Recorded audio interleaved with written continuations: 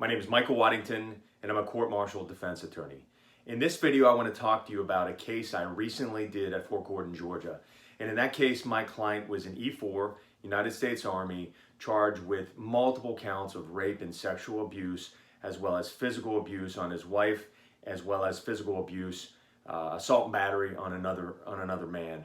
And I got hired on this case at really the last minute.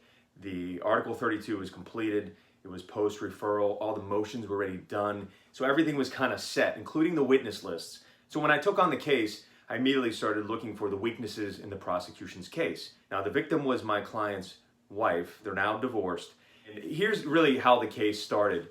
My client and his wife were estranged. They were still living in the same house. She was out partying every night. He was taking care of their 1-year-old and 3-year-old while she's out drinking and partying. He just thinks she's out with one of her friends. But in June of 2017, he came home and he found someone in his bedroom with his wife. This is another man, and when he went into the bedroom, his wife started smacking him, hitting him, attacking him, scratching him, punching him in the testicles. And the man in the bed then comes at him and attacks him. So there's 2-on-1. And our client defended himself, kicked the guy in the chest, got him off of him and threw him out of the house. He then called the police. The police come in and they take his wife and the guy that was in the bed. So his wife goes to the station and she says, well, my husband's an abuser. He's been raping and beating me for 6 months and I have all the evidence. They don't take the evidence right there. They tell her, bring me whatever evidence you have. She then gives him these photographs that show all these bruises, cuts, scrapes, marks, and so forth. And then she also gives him these recordings and a bunch of text messages. CID is so incompetent and so lazy that they didn't even bother to dig through the rest of her text messages and recover them and be able to piece together the whole story. They didn't even date the photographs. So here's what ended up happening. They put this woman on the stand and she's very well coached. They spent days coaching her lawyer and the 3 prosecutors, including the special victim counsel they brought in from Fort Stewart to help her get her story sounding good. And so she testified and people in the audience during the break were like, we're telling you, wow, this woman's credible. You know, she's so articulate. She's really believable. And I said, hold on a second now. I haven't asked her a single question yet. So on cross-examination, their case started to fall apart. She couldn't keep her coaching in line. So she started fighting back over very petty things and bickering with me and getting very aggressive, very sarcastic. And every time she would get boxed in on a lie, she would come back at me with a question for me, and I would just ignore her and keep hammering away and make her answer the questions. After 2 hours, it took her 2 hours to answer my questions because she kept fighting with me. Her credibility was in tatters.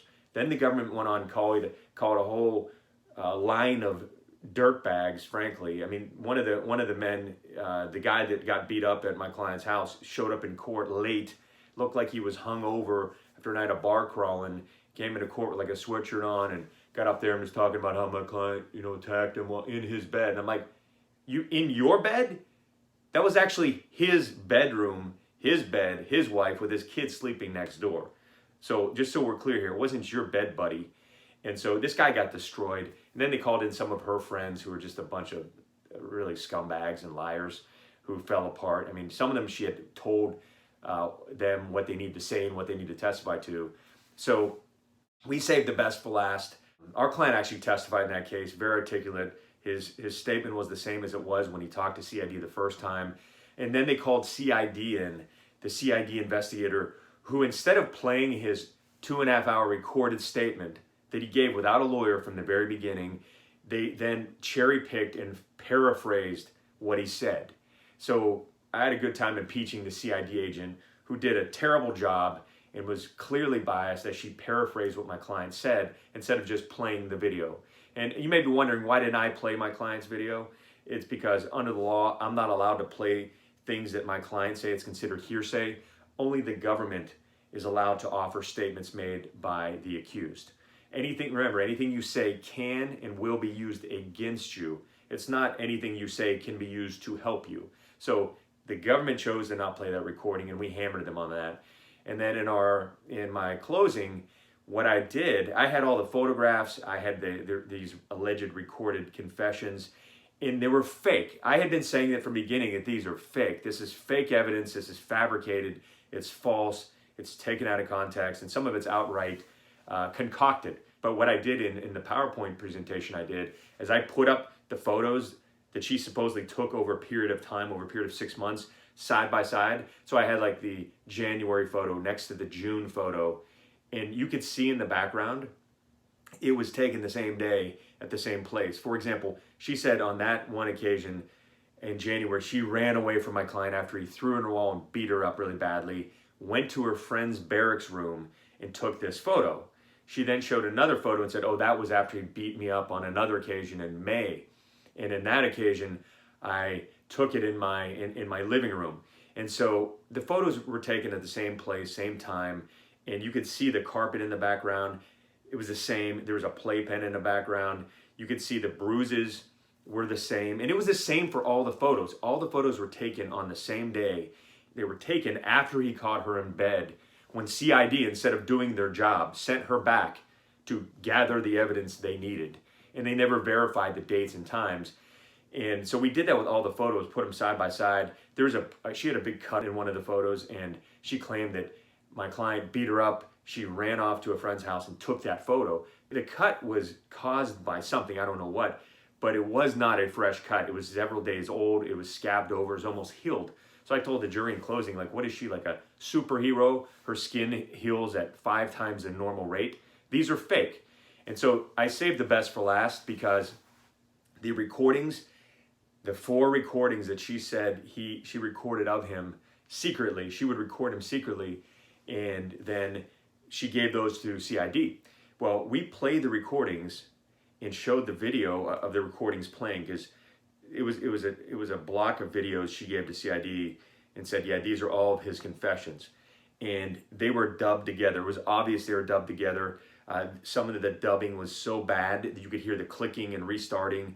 You could hear a child crying in the background in one part, and then it would abruptly cut off, and then another statement would be made, and you would hear the child crying again.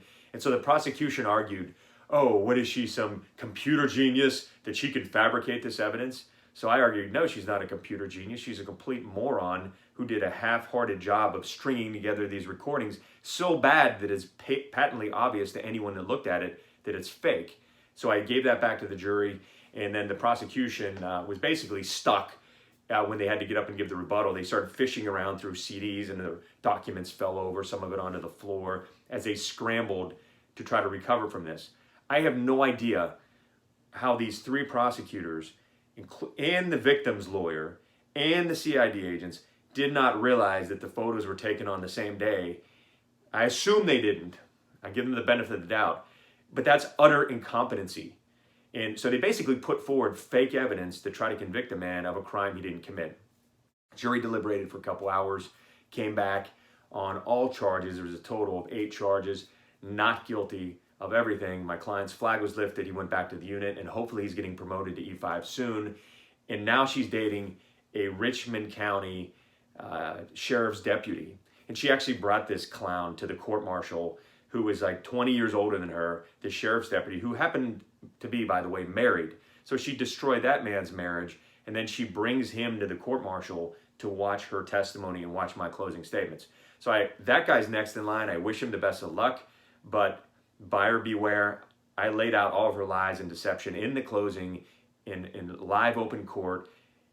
So when his turn comes, when she accuses him of something, he can't say, I wasn't warned.